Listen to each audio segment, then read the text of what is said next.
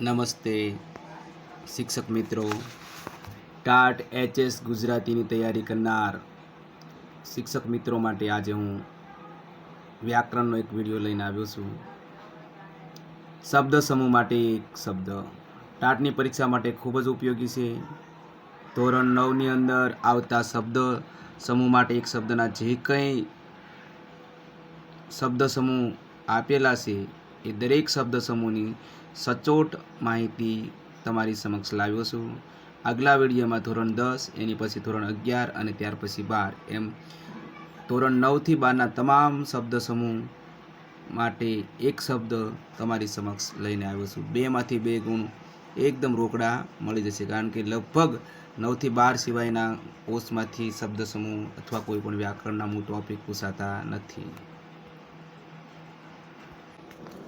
TAT HS Gujarati વર્ણનાત્મક વ્યાકરણ વિભાગ શબ્દ સમૂહ માટે એક શબ્દ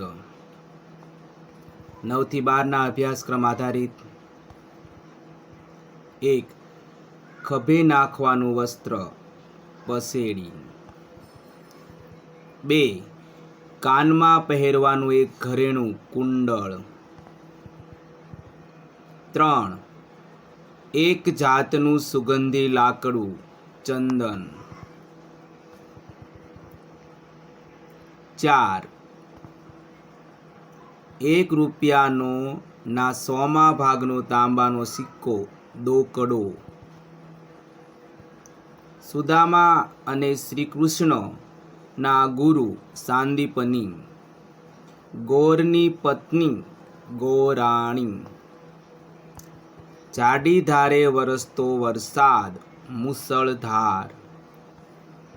પાણીથી કોતરાય બનેલો ગુફા જેવો ભાગ કોતર. દૂર જોવાનું યંત્ર દૂરબીન.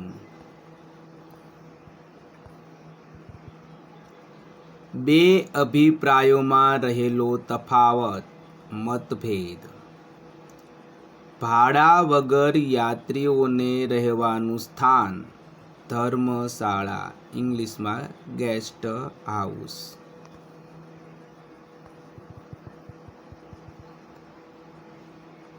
કોલસાની ખાણ કોલિયારી.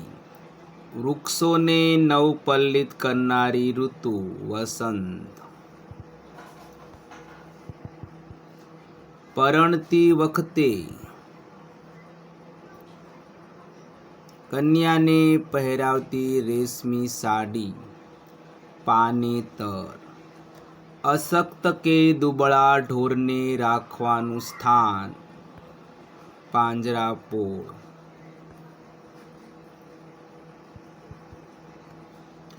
મૃત્યુ પામેલાના નજીકના સગાની પોક મરણ પોક. 17. દહીં વલોવવાનું સાધન રવૈયો. વહાણનો હિસાબ રાખનાર અને દિશા આપનાર માલમ. જમીન ખોદવાનું ઓજાર ત્રિકમ કોદાળી. સૂતર કાંતવાનું યંત્ર ચરખો રેંટિયો.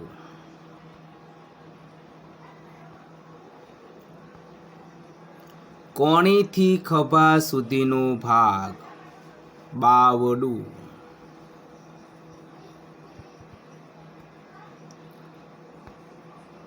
બુદ્ધના અવશેષો ઉપરનું ઘુમ્મટ આકાર સ્થાપત્ય સ્તૂપ.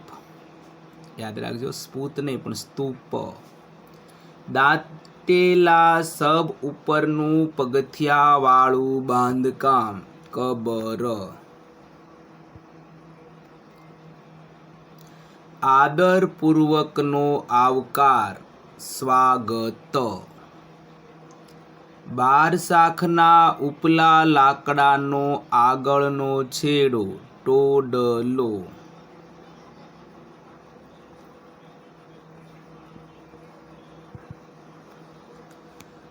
ઘર કે કુટુંબનું રક્ષણ કરનાર સત્ર. ખાતા ધરાય નહીં તેવું અકરાતિયું. મુશ્કેલીથી તૂટે ફાટે કે ચવાય તેવું ચવડ. સમુદ્રમાં ડૂબકી મારી મોતી લાવનાર મરજીવો. પર્વતોની લાંબી હારમાળા ગિરિમાળા. નરકના અધિષ્ઠાતા દેવ યમરાજ. પસંદગી કરવાની છૂટ વિકલ્પ. ત્રિશૂળ ધારણ કરનાર શિવજી ત્રિશૂળધારી. આકાશમાં ધૂળનું વાવાઝોડું આંધી. ચોમાસામાં થતું લાલ મખમલ જેવું જંતુ ગોકુળ ગાય.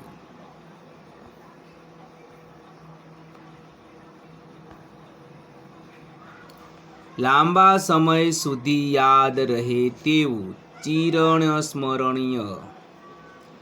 કબરમાં દાટેલા સબને ખાનાર જંગલી પ્રાણી ઘોર ખોદિયું. સાપની ચામડીનું પડ કાંચળી. યાત્રીઓનો કાફલો કારવા.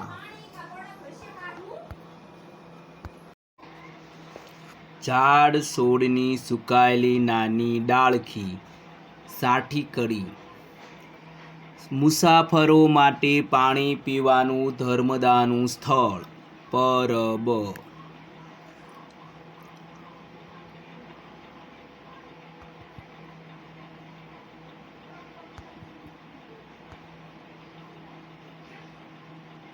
મંગળ પ્રસંગે કાંડા પર બાંધાતું રંગીન દોરડું નાડા સડી. સવાર બપોર અને સાંજે કરાતી વૈદિક ઉપાસના ત્રિકાળ સંધ્યા અથવા સંધ્યા વંદન. પ્રદેશનો વડો સૂબો. ઘઉંના લોટનું મિષ્ટાન કંસાર. મનમાં વિચારોની ગડમથલ મનોમંથન. આંચકો લાગે તેવું આઘાતજનક. રાષ્ટ્રનું પ્રતીકરૂપ ધ્વજ રાષ્ટ્રધ્વજ. ટેલિફોન બૂથ પરથી ફોન કરવાની વ્યવસ્થા એસટીડી. વિદ્યાર્થીઓને રહેવા માટેની જગ્યા હોસ્ટેલ અથવા છાત્રાવાસ. વહાણના સઢનો થાંભલો કુવા સ્તંભ. યાદગીરી માટે બનાવેલું પ્રતીક સ્મારક.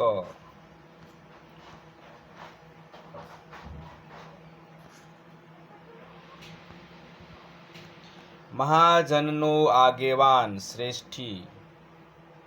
પતિ સાથે રહી જીવનની ફરજો બજાવનાર પત્ની સહચારિણી.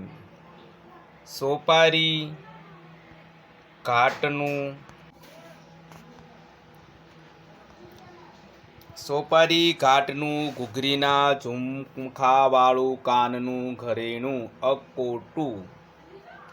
શરીર પરના છૂંદણા ત્રાજવા. જેનું અન્ન ખાયું હોય તેને વફાદાર રહેનાર નમક હલાલ. જેનું અન્ન ખાધું હોય તેનો દ્રોહ કરનાર નમક હરામ. કૂવામાંથી પાણી ખેંચવાનું દોરડું વરતડી અથવા વરત. પાણી ભરાય તેવી ચામડાની મોટી થેલી પખાલ અથવા બોક. ઢોરને બાંધવાની જગ્યા કોઢ.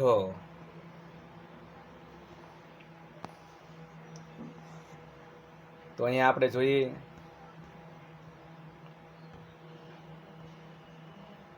તમારી સમક્ષ ધોરણ 9ના અભ્યાસક્રમમાંથી 60 જેવા જે શબ્દ સમૂહ માટે એક શબ્દ નીકળ્યા હતા તે તમારી સમક્ષ લાવ્યો છું.